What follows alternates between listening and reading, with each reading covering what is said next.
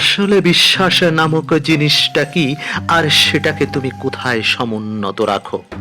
জীবনে যতটা পথ এগিয়ে এসেছো আর এগোতে এগোতে যতটুকু জেনেছো, তাতে এই দুনিয়ায় সব মানুষই তার নিজের চেয়ে অন্য কাউকে বিশ্বাস করে পদে পদে হতাশ হয়েছে, এছাড়া ভিন্ন কিছু নয়। তাই অন্যের চেয়ে নিজের উপর আশা ও ভরসা রাখা উচিত। এতে তার ঠকবার সম্ভাবনা কমে যাবে অনেকাংশে। কারণ নিজের চেয়ে বিশ্বস্ত কেউ হয় না। গোটা পৃথিবী কাউকে ঠকাতে চাইলেও নিজে কখনো নিজেকে ঠকায় না। এটা নিজের জীবনের সাথে মিলিয়ে নাও, দেখবে মিলে যাবে, আবার নাও মিলতে পারে। যদি না মিলে যায় তবে নিশ্চিত থেকো, আজই না হোক কাল সেটা সত্য হবে। আমি তোমাকে শতভাগ গ্যারান্টি দিচ্ছি, চলতে গিয়ে কখনো না কখনো তুমি কারোর নিকট থেকে ঠকবেই। তখন আমার এই লেখাগুলো তোমার কাছে হীরার টুকরার মতো মনে হবে। আমি এখন স্রেফ দুটি জিনিসের কথা বলছি। তার একটি হলো অভিনয়কারী আপনজন, আর অন্যটি হলো ভাগ্য। এই দুটি জিনিসের প্রতি অধিক আস্থা রাখা বোকামি ছাড়া আর কি। আমার প্রিয় কোনো ব্যক্তি যার উপরে চোখ বুজে আস্থা রাখি, অবিশ্বাসের ছিটে ফোটাও আমার বিবেক তার প্রতি খারাপ ইঙ্গিত দেয় না। এমনকি মৃত্যু আর্থিক বিষয়ের মতো গুরুত্বপূর্ণ কোনো ভার তার উপর দিয়ে থাকি, এবং সে বহনও করে। এটা সময় ধরে পরীক্ষিত, যে কারণে আমি তাকে ভুল বুঝবার অথবা অপবাদ দেবার অথবা অবিশ্বাসী হওয়ার কোনো কারণই নেই। হতে পারে এমন যে জীবনের সব ভার তার কাছে রাখা যায়, যে কোনো শর্ত ছাড়াই বয়ে নিয়ে যাবে সে। তাহলে এখনো প্রশ্ন হলো, ওই যে আগে বলেছিলাম নিজের ভার নিজে ছাড়া বহন করার সাধ্য কারণে। ও হ্যাঁ, ভাবছেন হয়তো এমন বিষয়টা একটু সাংঘর্ষিক হলো কিনা। এই তো, হ্যাঁ, আমি এ ব্যাপারেই বলছি, শুনতে হবে একটু। দেখুন, আমরা ভাগ্যকে দোষারোপ করে নিজের অপ্রাপ্তিগুলো সামনের লাইনে নিয়ে আসি, বিশ্বাস করতে শুরু করি এটা আমার ভাগ্যে নেই। ঠিক তখনই আমরা ভুলটা করি। যে কত বড় মারাত্মক ভুল করি তার কোনো সমাধান নেই। দেখুন, আমরা এমনটা ভেবে ভেবে আমাদের প্রত্যেকটা দিন দুশ্চিন্তা আর হতাশায় কাটতে থাকে। কি করব, কোথায় যাব, এর সমাধানই বা কি? এসব উদ্ভট চিন্তা কাবু করতে থাকে আমাদের শরীর, মন এবং নৈমিত্তিক ভাবধারা।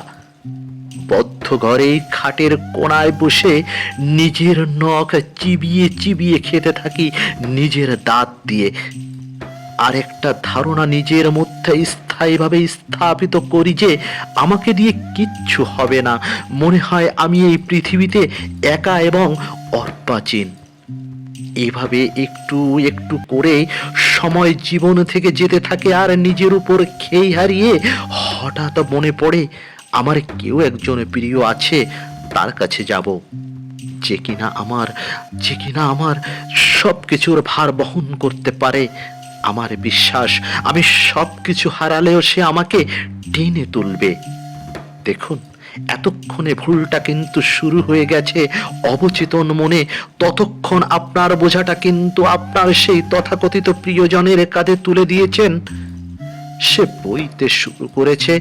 এখন আস্তে আস্তে এখন আস্তে আস্তে ওর কাঁধটা একটু ভারী হয়ে আসছে। ইতিমধ্যেই সে অঙ্ক কষা শুরু করেছে, তার শ্রমের মূল্যর হিসাব নিজের সাথে নিজে মিলিয়ে নিচ্ছে। নিজেকে নিজেই বলছে, আমারও তো একটা সময়ের মূল্য আছে নাকি? হ্যাঁ, অবশ্যই তাই। সে তো তার হিসাব মেলাবেই। ঘরে রেখে বনের মহিষে কেলাবার অতটা সময় কি কারো আছে নাকি? না, একদম নেই। এটাই বাস্তব যে সময় একদম কারোরই নেই।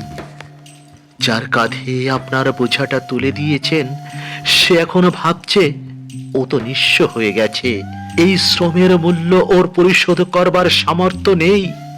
বরং দিন যত যাবে আমার প্রয়োজন এবং প্রাপ্তি পরিশোধ তার পক্ষে তো আর সম্ভব নয়।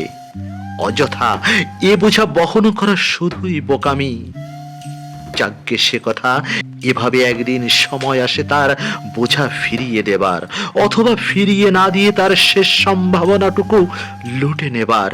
দুটোর যেটাই হোক না কেন, তথাকথিত প্রিয়জন কিন্তু তার দায়িত্ব থেকে মুক্তি নিয়েছে।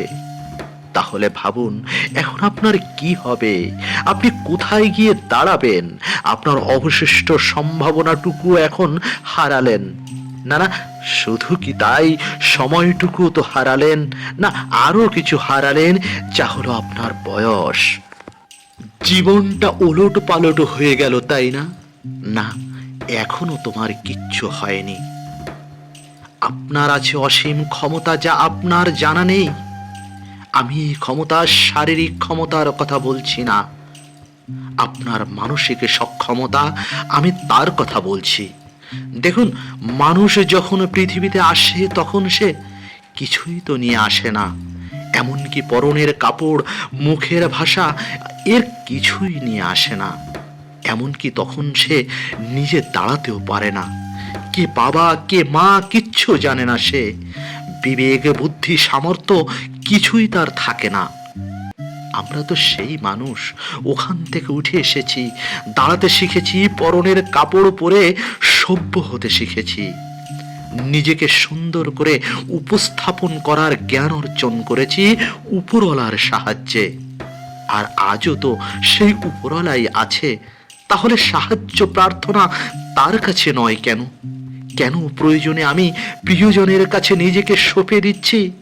আমার দুর্বলতার গল্প কেন আমি অন্যকে বলে হেয় হচ্ছি? কেন আমি জীবনের মূল্যবান সময়টুকু চিন্তা না করে অবহেলায় অকাতরে বিলাচ্ছি? আর্থিক না হয় বাদ দিলাম, আমার শারীরিক আর মানসিক যতটুকু অবশিষ্ট আছে, ততটুকুই কি আমার গর্ব আর অহংকারের অনুপ্রেরণা হতে পারে না? আমি, এটাই তো আমার বড় গর্ব। সব মানুষই কি পৃথিবীতে সমানভাবে থাকবে? না, তা থাকবে না। এখানে উঠাপড়া থাকবে, কষ্ট আনন্দ থাকবে, প্রতারণা আর কাছে টানা থাকবে। এটাই তো স্বাভাবিক। সব কিছুই তো প্রকৃতির নিয়ম। এগুলো আছে বলেই তো মহান আল্লাহর ভারসাম্য বোঝা যাবে। তাহলে কেন এত দুশ্চিন্তা, কেন এত হতাশা? সবই ছেড়ে ফেলে দাও। তোমার সমাজে তোমাকে কিচ্ছু দেয়নি। হ্যাঁ, আমি বলছি, তোমার সমাজ তোমাকে কিচ্ছু দেয়নি। যা দিয়েছে তোমার উপরওয়ালা দিয়েছে। অযথা ভাগ্যকে দোষারোপ করে লাভ কি বলো? স্বল্পায়ু জীবনের অবশিষ্ট যে সময়টুকু তোমার হাতে আছে, সেটুকুকে সম্বল করে মৃত্যু পর্যন্ত সৎ উপার্জনের দিকে ছুটে চলো। দেখবে কত বরকত দিয়ে রেখেছে আল্লাহ পাক তোমার নিয়ামতের জন্য। প্রিয় শ্রোতা, আজ এ পর্যন্ত। পরবর্তী এপিসোডের জন্য কোনো টপিকস নিয়ে কথা হবে। সে পর্যন্ত সুস্থ থাকবেন, ভালো থাকবেন, আর হ্যাঁ, শেয়ার করতে ভুলবেন না। হাতে সময় থাকলে সাবস্ক্রাইবও করবেন। কোনো টপিকসের সম্পর্কে জানতে চাইলে কমেন্টস করে জানিয়ে দেবেন।